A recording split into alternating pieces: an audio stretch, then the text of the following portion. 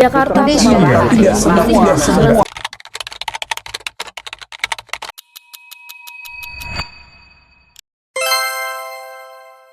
Assalamualaikum warahmatullahi wabarakatuh.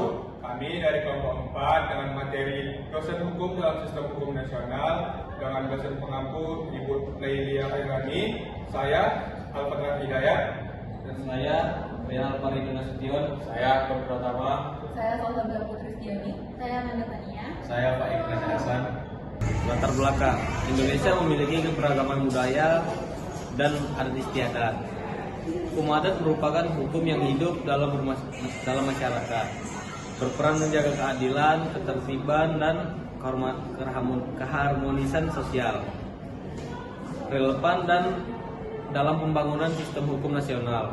Rumusan masalah yang akan kami bahas: pertama, ada posisi hukum adat dalam sistem hukum nasional; dua, kelebihan dan kekurangan hukum adat; tiga, tantangan integrasi hukum adat; keempat, strategi penginterogasian hukum adat; kelima, peran strategis hukum adat di era globalisasi. Adapun tujuan penulisan yaitu ada mengetahui posisi hukum adat dalam hukum nasional, memahami kelebihan dan tantangan hukum adat, mengetahui sebagai integrasi hukum adat, memahami peran hukum adat di era globalisasi.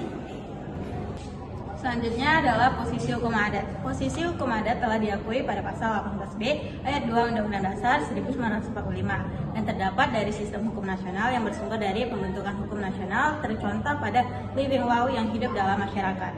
Selanjutnya adalah peran hukum adat. Terdapat 4 contoh. Yang pertama adalah mengatur kehidupan sosial masyarakat, menjaga ketertiban dan keharmonisan, penyelesaian sengketa berbasis musyawarah, dan pelestarian nilai budaya dan identitas bangsa. Selanjutnya ada kelebihan hukum adat, yaitu yang pertama, dekat dengan nilai dan budaya masyarakat; yang kedua, biaya penyelesaian sengketa lebih murah; dan yang ketiga, mengutamakan keadilan restoratif; dan yang terakhir, mudah diterima dan dipatuhi oleh masyarakat. Selanjutnya ada kekurangan dan tantangan. Ada beberapa poin. Yang pertama, keberagaman adat menyulitkan standarisasi; yang kedua, belum tertulis secara sistematis; dan yang ketiga, berpotensi bertentangan dengan hak asasi manusia; dan yang keempat, kepastian hukum masih terbatas.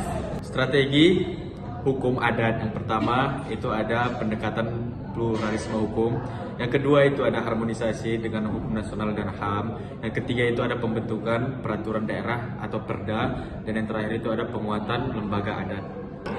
Kemudian ada peran strategis di era globalisasi yang terdiri dari 4. Yang pertama itu ada pelestarian budaya dan kearifan lokal; yang kedua ada penyelesaian sengketa lokal; yang ketiga itu ada pengelolaan sumber daya alam berkelanjutan; dan yang terakhir itu ada penguatan identitas bangsa. Kesimpulan: memiliki peran penting dalam hukum nasional, perlu integritas yang harmonis dan keadilan, pengakuan hukum adat, dan memperkuat identitas bangsa, relevan dalam menghadapi tantangan globalisasi.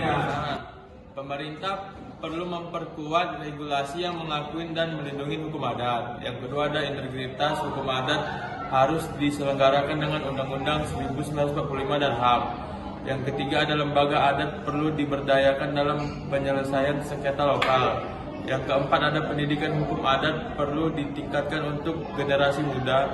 Dan yang terakhir kelima ada perlu dialog berkelanjutan antara masyarakat dan adat negara.